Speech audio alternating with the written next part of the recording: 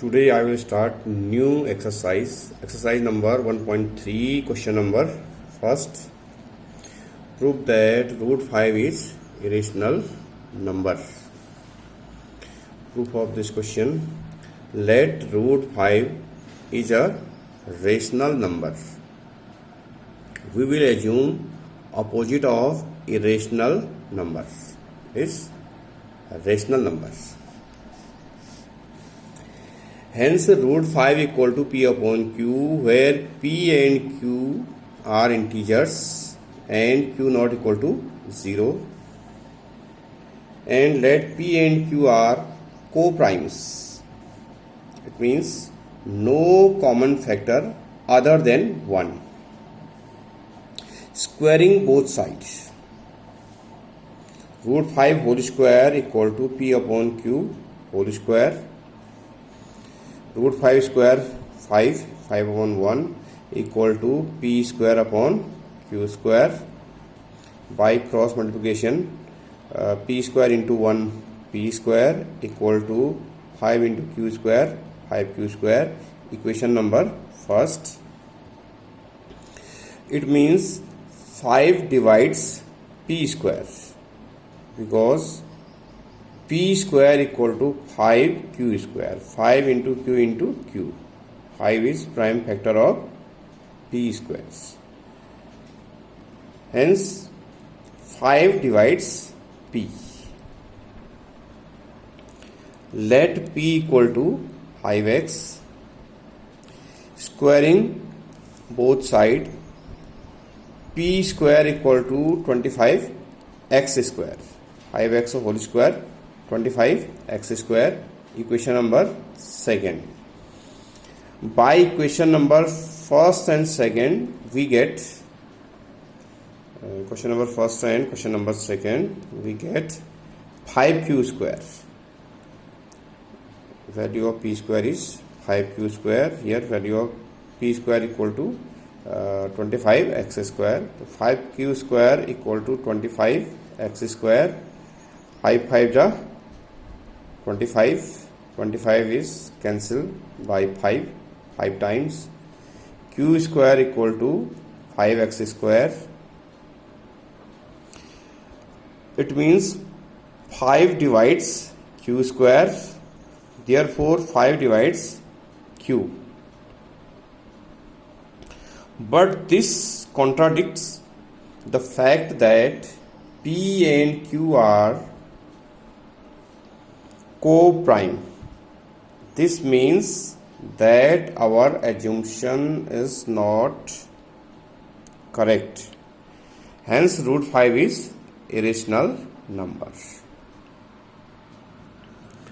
तो ये question number first है नई प्रश्नावली 1.3 का, जिसमें हमें सिद्ध करना था कि वर्गमूल 5 एक अपरिमेय संख्या है। सिद्ध कीजिए वर्गमूल 5 एक अपरिमेय संख्या है। तो इसको सिद्ध करने के लिए हम इस अपरिमेय को हम परिमेय मान के चलेंगे। तब यहाँ पे लिखा गया है, माना वर्गमूल 5 एक परिमेय संख्या है। परिमेय संख्या हमने इसको मान लिया है। तो वर्गमूल 5 बराबर P बट्टे Q, क्योंकि हम परिमेय संख्या को P बट्टे Q के रूप में लिख सकते हैं, जहाँ पे P और Q पूर्णांक हैं और Q नॉट इक्वल टू 0। माना P और Q सभाज्य हैं।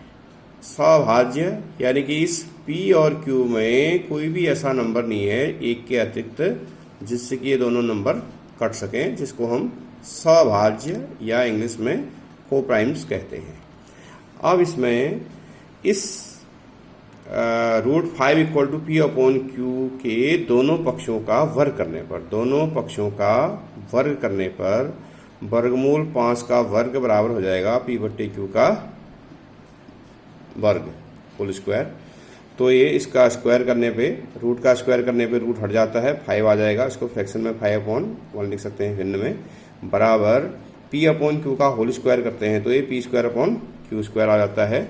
ये क्रॉस मल्टीप्लाई कर देंगे वज्र गुणा, तो वज्र गुणा करने पर ये आ जाता है P square equal to 5 Q square समीकरण नंबर 1। अब यहाँ पे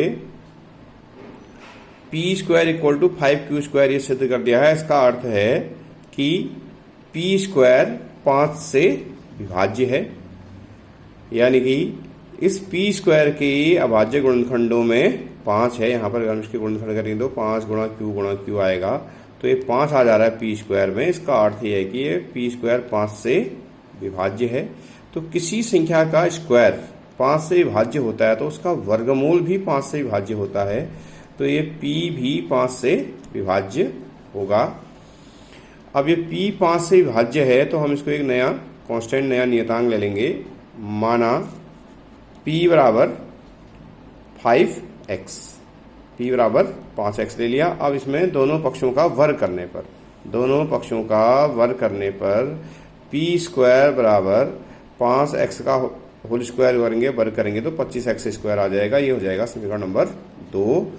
तो इधर समीकरण नंबर 1 और 2 को हम हल करेंगे, बराबर करेंगे, क्योंकि इनके दोनों के लेफ्ट हैंड साइड बाएं पक्ष इक्वल हैं, तो राइट हैंड साइड दाएं पक्ष भी क्या होंगे, बराबर। तो बाई 1 and 2 समीकरण नंबर 1 और 2 से हमें प्राप्त होता है 5 square equal to 25x square. तो ये 5 से 25 कट गया 5 बार, तो ये Q square equal to 5x square आ गया।